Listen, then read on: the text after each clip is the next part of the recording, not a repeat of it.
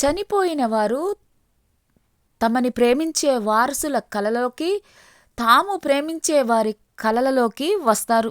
ఇలా రావటానికి ఎన్నో కారణాలు ఉన్నాయి. చనిపోయిన వారు ఏం చేస్తుంటారు, తమ వారసులతోటి ఎప్పుడు మాట్లాడుతూ ఉంటారు అని గరుత్మంతుడు శ్రీ మహావిష్ణువును ప్రశ్నించాడు. శ్రీ మహావిష్ణువు గరుత్మంతుడితోటి ఈ విధంగా చెప్పాడు. చనిపోయిన వారికి విపరీతమైన ఆకలి, దప్పికలు ఉంటాయి. ఆ కారణం చేత తమ వారి ఇళ్లకు మొదటగా వస్తారు. అయితే వారు వాయు రూపంలో ఉంటారు.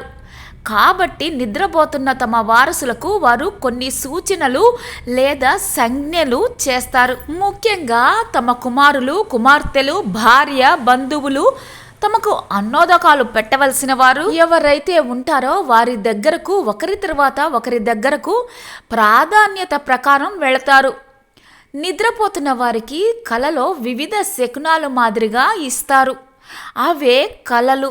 కలలో ఎవరైనా గుర్రాలు, ఏనుగులు, ఎద్దులు, వికృత రూపి తన ప్రతిబింబమే చూసుకున్నా ఇవన్నీ పెద్దలు ఆకలితో ఉన్నారు అని గ్రహించాలి.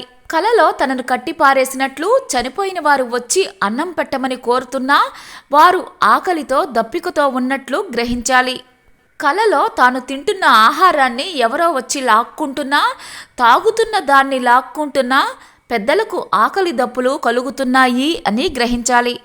కలలో ఎద్దును ఎక్కి వెళ్ళినా లేదా ఎద్దులను తోలుతున్నట్లు వచ్చినా, ఆకాశంలో తాను ఎగురుతున్నట్లు లేదా ఒక తీర్థానికి దప్పికతో వెళ్ళినా తన పెద్దలకు ఆకలి దప్పులు ఉన్నాయి అని గ్రహించాలి.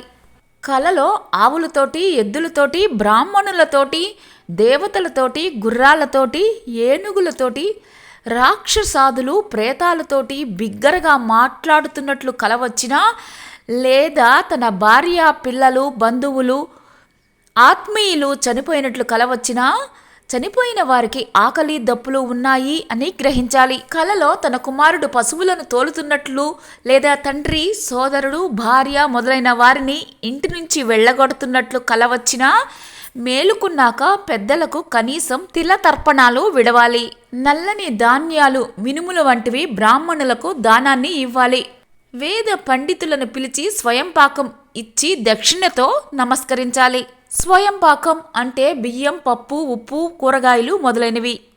ఈ విధంగా విష్ణుమూర్తికి గరుత్మంతుడికి మధ్య జరిగిన సంభాషణ విన్నా, చదివినా కూడా కలల వలన దుష్పరిణామాలు రావు, ప్రేత పీడలు తొలగిపోతాయి. పెద్దలు కేవలం ఆకలి దప్పుల కారణంగానే తమ ఆత్మీయుల చుట్టూ తిరుగుతూ ఉంటారు.